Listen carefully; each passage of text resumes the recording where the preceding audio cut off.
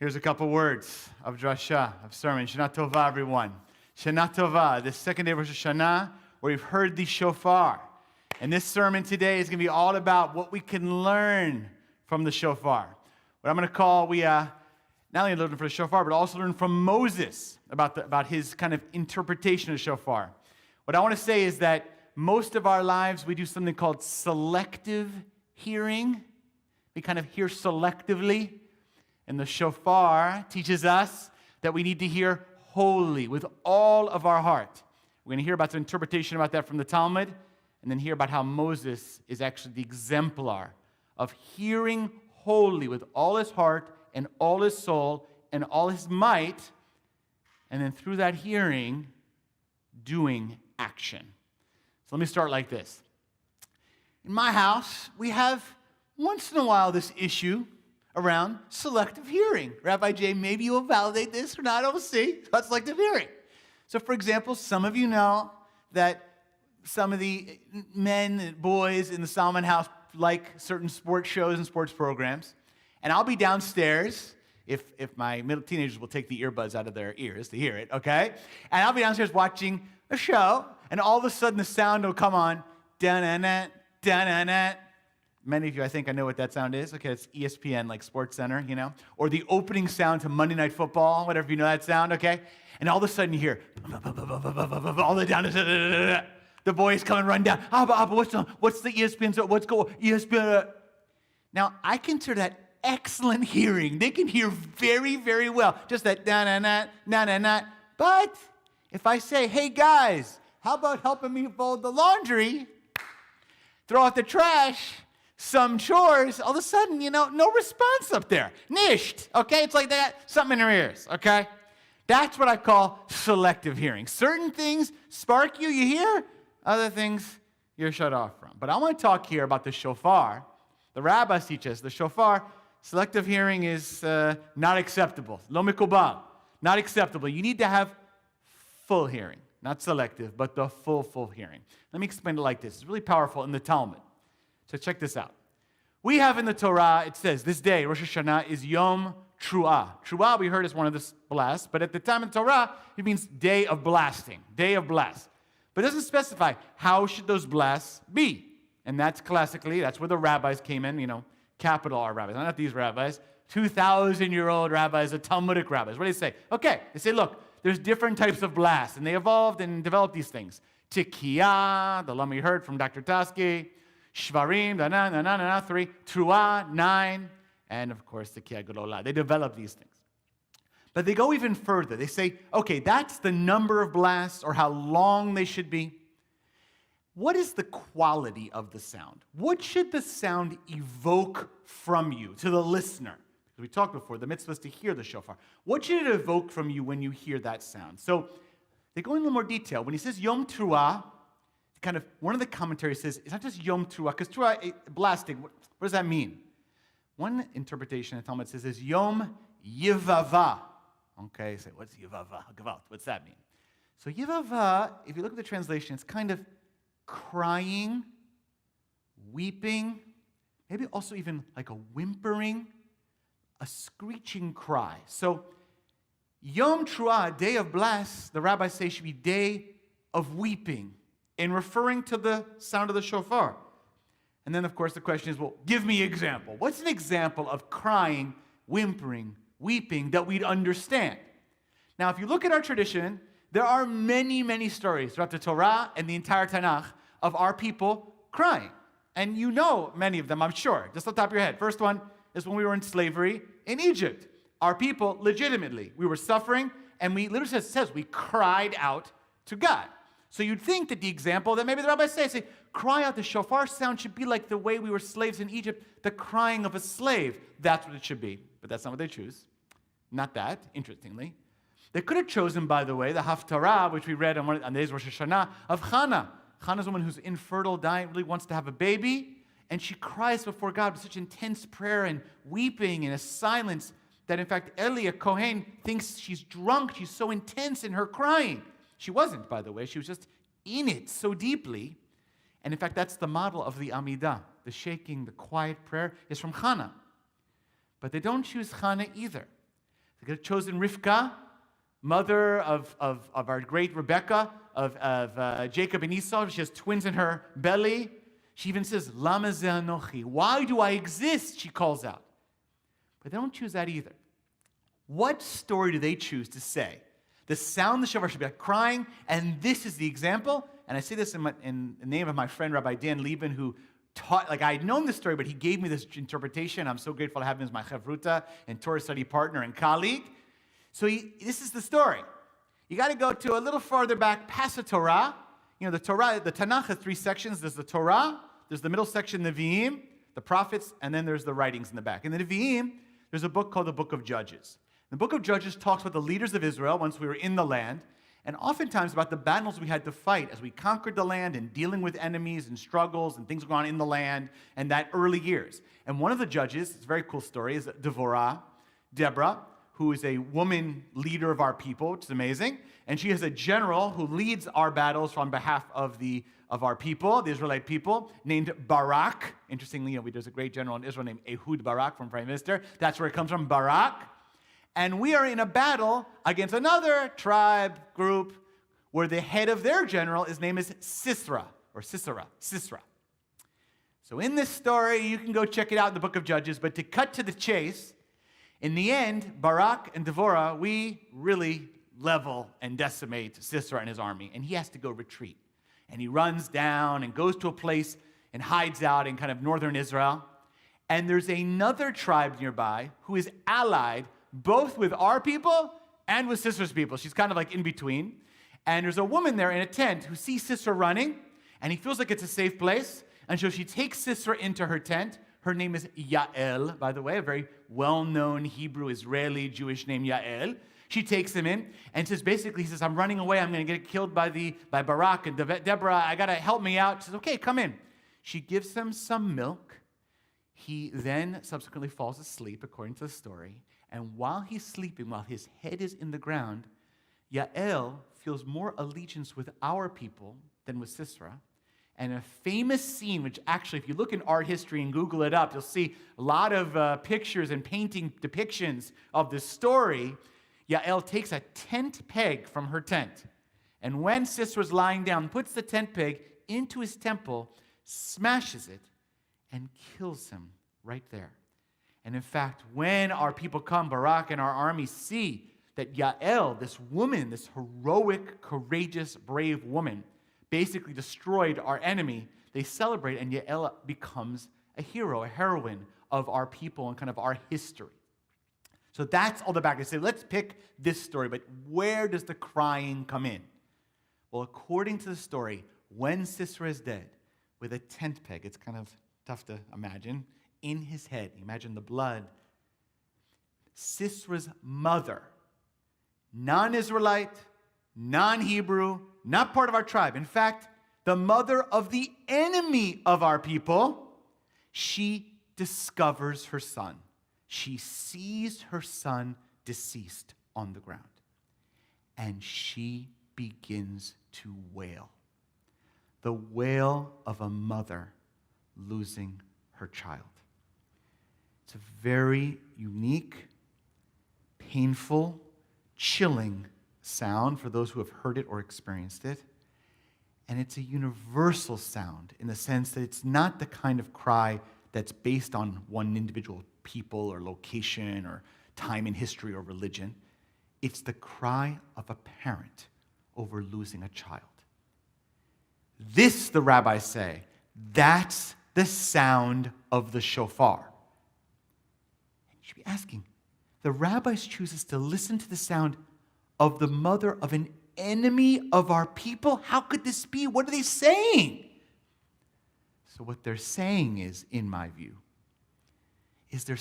that's how deep your listening should be. The model of Jewish listening is able to not be selective, but to hear wholly everything, even that which is difficult to hear and painful to hear, even of people who are so different from us, even from someone who might be our enemy.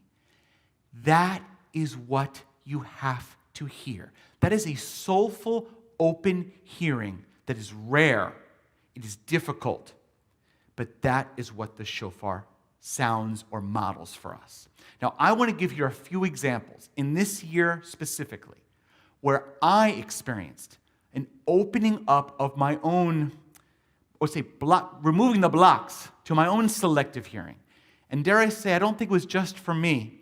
I think it was perhaps for many of us, certainly in the Jewish community, I pray, but also across the United States and perhaps across the world, where we had to hear things that we perhaps existed before, but we didn't hear them as wholly or fully, and now we opened our ears fully to hear them. What's the first example? It's the cries, 8 minutes and 46 seconds, of George Floyd. For those of you who watched the video in toto or even a little, just the pieces, he was there on the ground in Minnesota, prone, handcuffed. A white officer on his neck. He is pleading for his life. He is of no threat to the officer or anyone else, whatever happened prior. No threat at all. The people around are calling out, pleading as well, begging almost, stop it. He's choking. He says he can't breathe. And finally, George Floyd calls out for his mother. For his mother. As then he dies right in front of our eyes. There have been people for years, people of color and black and brown Americans, telling us, non-black and brown Americans, that brutality, violence is happening. Some of them we were seeing on videos. But perhaps this instance of George Floyd was the one where our ears fully opened up in the spirit of the shofar to say, we hear it. This is unjust. This is murder. And we cannot ignore it anymore. That is the Sisra mother type of hearing that is demanded on Rosh Hashanah. Story 2.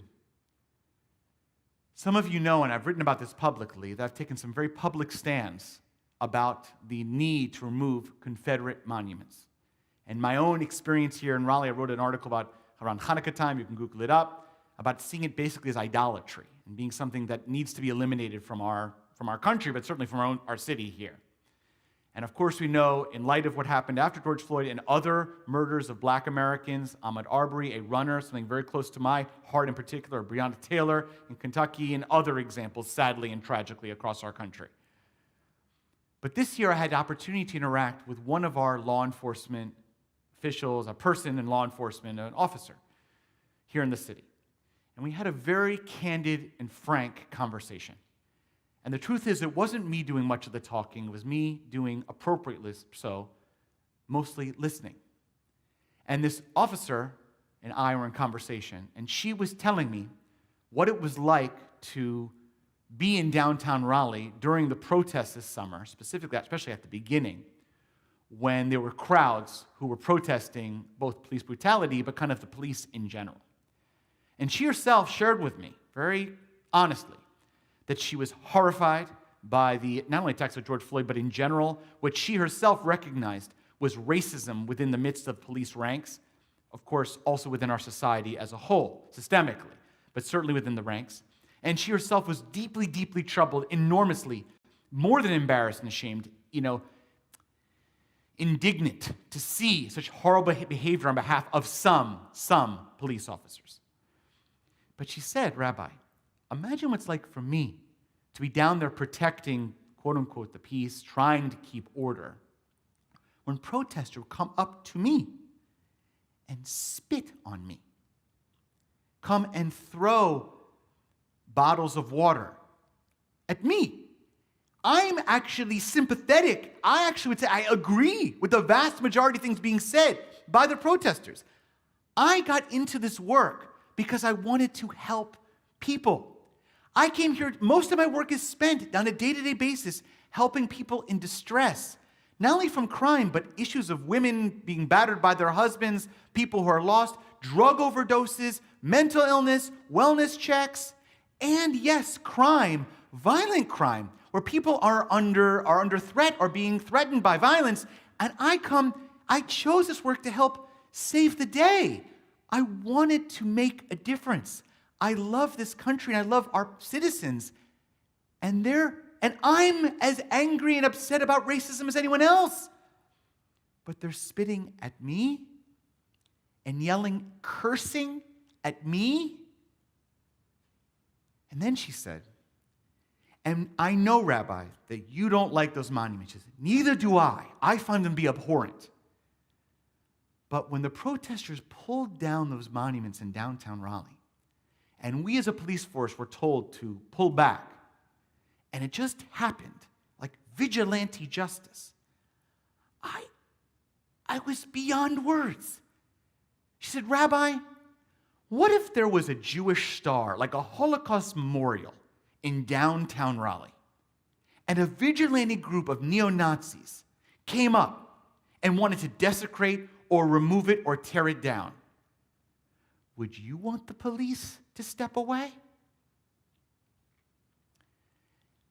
When I heard her speak about her experience as an officer, her desire to serve, her disbelief at the fact that violence and vigilante justice was allowed in our city, as much as she was sympathetic to the cause, and she knew I was too, and the fact that she had to tolerate and deal with being cursed when she is someone trying to be a helper. And then, only a few weeks after this conversation, in Los Angeles, when 2 officers in their cars were shot wantonly and randomly, maliciously, by a murderer, attempted murderer, I heard in a profound way, for me, whether this comes from the right or from the left, doesn't matter, that police officers, many of them are sympathetic. This one actually said that she would invite an oversight board. It's necessary from the citizenry, but not a desecration of individual officers who are literally giving their lives to serve all of citizens, Jews, all. Can we see and hear her voice as well? I did, like the shofar blast asked. Last story. Right now in our house, in the past couple years, but even right now with our middle teenager, we're going through the driver's license process. Pray for us, okay? On this Rosh Hashanah, pray for us, all right? Rob's basically already sailed past most of the tests, almost all, please God. And Adi is right in the thick of it. And with the pandemic, as you know, it's crazy. A lot of mishigas, can you meet, can this? It's been challenging, but we don't mind delaying a little bit. Hint, hint, don't tell Adi. We don't mind taking a little slower. It's okay. But in a recent conversation that I was present for with other friends from my kids' school, a socially safe way, they've had some gathering occur at a distance, of course. We were discussing, because all of them in the same process. I'm sure a lot of parents here, people, know what I'm talking about. You're going through that together, and you're all dealing with, talk about pachad yitzchak that Jenny was talking about before. We're all feeling that fear and that anxiety and and can we get it done and da-da-da-da-da. In the process, I happened to talk to one of Adi's friends, a parent, who is a woman, a person of color, and we're just commiserating about this. And she said to me, yeah, we're going to delay our process for our son's license as well. And I, in the course of the conversation, said, yeah, I assume you're doing that because of the pandemic and you don't want to go down and do that. And she said, actually, Eric, that's not the reason. She pulled me to the side. Yeah, no, what, is something going on? She said, I'm afraid for my son to get his license because I'm afraid he's going to be pulled over by the police and brutalized.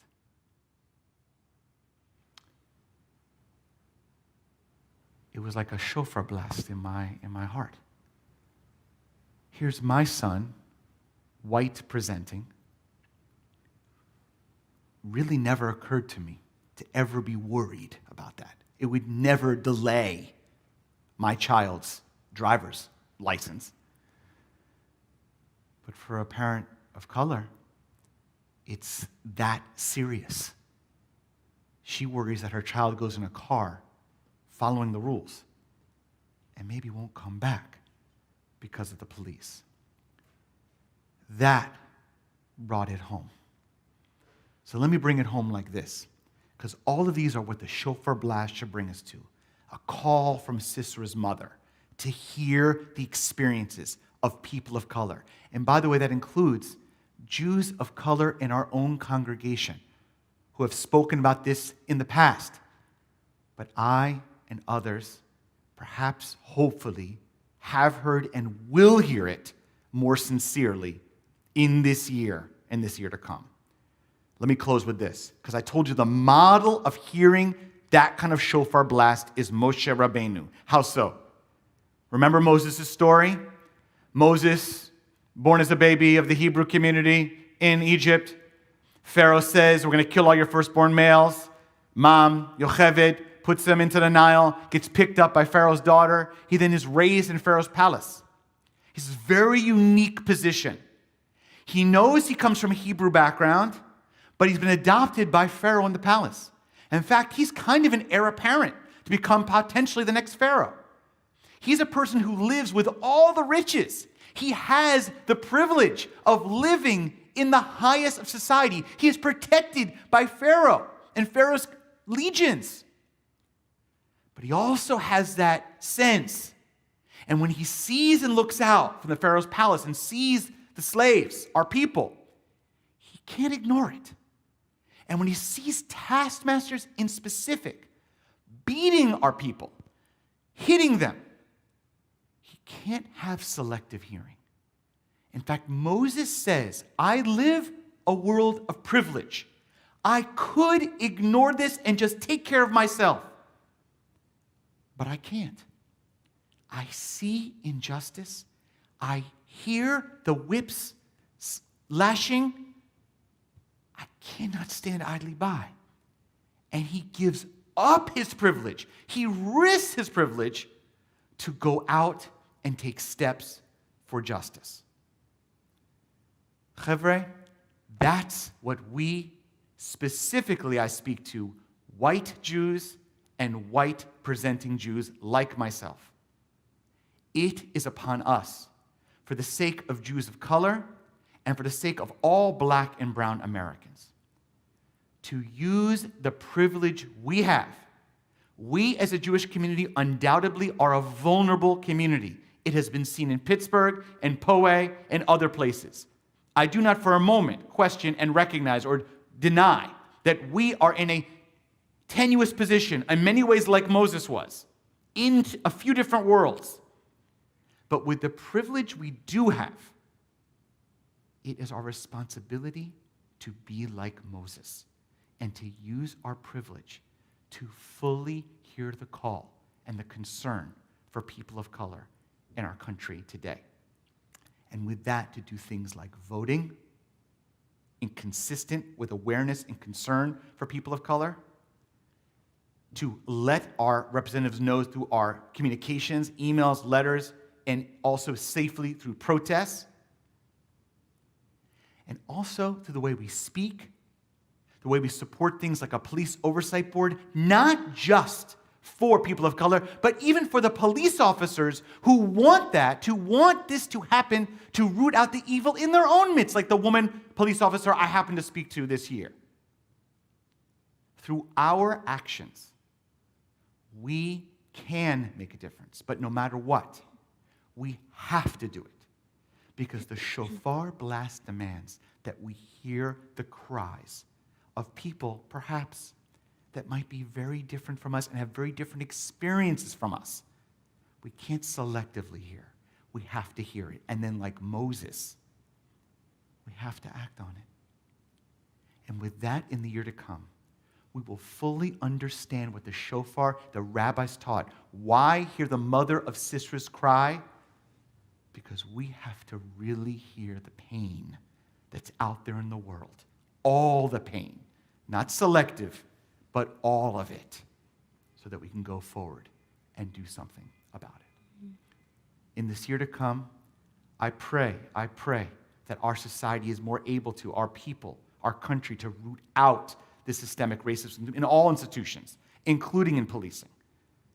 But until that day happens, it's our job to step forward, particularly white and white-presenting Jews, to protect our own Jews of color and people of color, all God's creatures. And then we will have heard the shofar blast loud and clear. Shana Tova. Shana Tova.